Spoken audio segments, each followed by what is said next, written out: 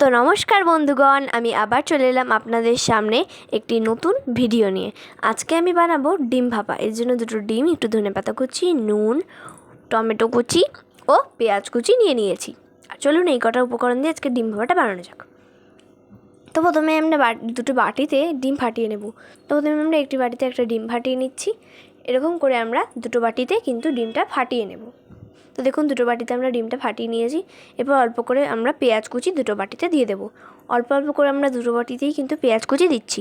আমরা এখানে অল্প অল্পই দিচ্ছি, বেশি বেশি দিচ্ছি না, অল্প অল্পই দিচ্ছি। অল্প অল্প করে পেঁয়াজ কুচিটা দেওয়ার পর এর ভেতরে আমরা দিয়ে দেবো একটু করে টমেটো কুচি। তো আমরা এখানে অল্প অল্প করে টমেটো কুচিটাও কিন্তু দিয়ে দিলাম। তো দেখুন টমেটো কুচিটাও কিন্তু আমরা দিয়ে দিচ্ছি। তো টমেটো কুচিটা দেওয়ার পর এখন আমরা এর ভেতর দেবো ধনেপাতা কুচি। ধনেপাতা কুচিও আমরা অল্প অল্প করে এর ভেতর দিয়ে দিচ্ছি। এরপর আমরা ধনেপাতা কুচিটা দিয়ে দেওয়ার পর আমরা আগে থেকে কড়াইতে গরম জল বসিয়ে রেখেছিলাম, সেই গরম জলের মধ্যে আমরা এই দুটো বাটিকে এখন বসিয়ে দিচ্ছি। হ্যাঁ, এটা কিন্তু এই জলেই ভাপা হবে। দেখো হালকা হালকা কিন্তু হয়েও গেছে, সাদা সাদা হচ্ছে। দেখো কি সুন্দর লাগছে দেখতে, তো রঙিন একদম।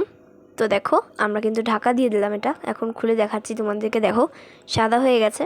এখন আমরা আরেকটু কিছুক্ষণের জন্য ঢাকা দিয়ে রাখলাম। আর এখন দেখো এটাকে নামিয়েছি, কতটা সুন্দর লাগছে। এখন আমরা উল্টে দিচ্ছি। দেখো কতটা সুন্দর লাগছে এই ডিমগুলোকে দেখতে। দেখো এগুলোকে আমরা কেটে নিয়েছি, দুটো ডিমকে আমরা 4টে ভাগ করেছি। আমরা চাইলে আরও কম বা আরও বেশিও কিন্তু ভাগ করতে পারো, কিন্তু আমরা এটুকু করেছি। তো এটুকু করার পর আমরা বাড়িতে আলু কেটে নিয়েছি। এখানে এরকম লম্বা লম্বা করে আমরা আলুটাকে কেটে নিয়েছি। দেখো কত সুন্দর। এখানে আমরা দুটো আলু দিয়েছি, আর এখানে আমরা একটু পেঁয়াজ কুচি আর একটু টমেটো কুচিয়েছি। আর এখানে একটা বাটা মশলা আছে। বাটা মশলাটার মধ্যে আছে টমেটো, পেঁয়াজ, রসুন, আদা ও জিরে। এগুলোকে আমরা ভালো করে শিলনোড়ায় পিষে নিয়েছি। তো দেখো, আর এখানে আছে হলুদ গুঁড়ো, হলুদ গুঁড়ো আছে, নুন আছে, এইগুলো আছে। আর এই সব দিয়ে আজকে আমরা বানাবো একটা সুস্বাদু রেসিপি। এটা তোমরা বাড়িতে খেতে পারো। তো এখন আমরা কড়াইতে সর্ষের তেল গরম করতে দিয়ে দিলাম। এর ভেতর আমরা দিয়ে দিয়েছি জিরে ফোড়ন। জিরে ফোড়ন দিয়ে দিলাম। তো এখন আমরা কড়াইতে জিরেটাকে দিয়ে দিলাম। জিরেটা কিছুক্ষণ ফোটার পর এর ভেতরে আমরা দিয়ে দেবো লম্বা লম্বা করে কাটা সেই আলু। সেই আলুগুলো দিয়ে এখন আমরা ভালো করে একটুখানি নাড়িয়ে নেব খুন্তি দিয়ে। তো এখন আমরা ভালো করে আলুটাকে নাড়িয়ে নিচ্ছি। তো নাড়িয়ে নেওয়ার পর আলুটা দেখো কিছুক্ষণ লাল লাল করে হয়ে গেছে ভাজা। কিছুক্ষণ রাখার পর এটা কিন্তু লাল লাল করে হয়ে গেছে ভাজা। এরপর দিয়ে দিলাম পেঁয়াজ কুচো। পেঁয়াজ কুচো দিয়ে এটাকে ভালো করে নাড়াতে হবে। তো পেঁয়াজ কুচো দিয়ে নাড়াতেও এখন আলুটা দেখো হালকা হালকা লাল কিন্তু হয়ে গেছে। তো এর ভেতরে একটুখানি ভালো করে নাড়িয়ে নিচ্ছি। তো নাড়িয়ে নেওয়ার পর এটাকে কিছুক্ষণ হতে দিয়ে এর ভেতর আমরা দিয়ে দেবো নুন। নুন দেওয়ার পর আমরা এর ভেতরে দিয়ে দেবো হলুদ গুঁড়ো। 1 চামচি হলুদ গুঁড়ো ও 1 চামচি নুন দিয়ে ভালো করে আমরা এটাকে নাড়িয়ে নেব। তো হলুদ গুঁড়োটা দিয়ে দেওয়ার পর এখন আমরা এটাকে ভালো করে এখন নাড়াচ্ছি। নাড়িয়ে নেওয়ার পর কিছুক্ষণ হতে দিয়ে এর ভেতরে আমরা দেবো সেই বাটা মশলাটা দিয়ে এখন ভালো করে আমরা এটাকে নাড়িয়ে নেব। হ্যাঁ, নাড়াতে নাড়াতে দেখো কিন্তু লাল একটা কালার চলে এসছে। আর দেখতেও কতটা সুন্দর লাগছে। মনে হচ্ছে এই যদি একটু কষা হয় তাহলে এই দিয়েই ভাত খাওয়া হয়ে যাবে।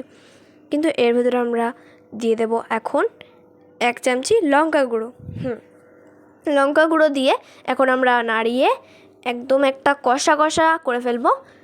কষা কষা করার পর এটাকে আমরা একটুখানি জল দিয়ে দিলাম। জল দিয়ে ভালো করে কষিয়ে নিচ্ছি। তো কষাতে কষাতে এখন আমরা দেখো কত সুন্দর একটা লাল কালার চলে এসছে। তো একটুখানি গ্যাসটাকে বাড়িয়ে দিলাম। দিয়ে এখন আমরা আবার একটু জল দিয়ে এটাকে কষিয়ে নিচ্ছি। এরকম জল দিয়ে কষাতে কষাতে কিন্তু আমাদেরকে একসময় এর ভেতরে অনেকটা জল দিয়ে দিতে হবে। তো আমরা এখন বোতলের থেকে জলটা কিন্তু এর ভেতর ঢেলে দিচ্ছি।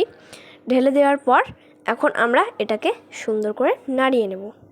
হ্যাঁ, এটা ফুটতে দিতে হবে। এটা কিছুক্ষণ ফুটতে দিতে হলে কিন্তু আলুটা সেদ্ধ হয়ে যাবে। আমরা কিন্তু আলুটাকে সেদ্ধ হতে দেবো বলেই এর ভেতর জল এতটাই দিয়েছি, না হলে দিতাম না, অল্পই দিতাম। কিন্তু আলুটা যেহেতু সেদ্ধ হয়নি, আমরা যেহেতু আলুটা সেদ্ধ করে নিইনি, তাই আমরা জলটা দিলাম। তো এখানে আমরা ডিমটাকেও এখন ছেড়ে দিচ্ছি। ঝোলটা ফুটে গেছে বলে এর ভেতরে আমরা ডিমটাকে এখন দিয়ে দিচ্ছি। এত ঝোল কিন্তু থাকবে না, এটা কিন্তু গ্রেভি হবে। তার আগে এটা একটু ভালো করে ফুটতে দিতে হবে। তো চলো ফুটে যাক। তো এখন ভালো করে এটাকে একটু ঢাকা দিয়ে দিতে হবে। তো দেখো ঢাকা দেওয়ার পর এরকম সুন্দরভাবে নামিয়ে নিয়েছি। আর নামিয়ে নিয়ে ভাত দিয়ে এখন খেয়ে দেখছি। তো চলো খেয়ে দেখা যাক কেমন হয়েছে। সত্যি এটা খেতে দারুণ হয়েছিল, তোমরাও বাড়িতে করে খেও। টাটা।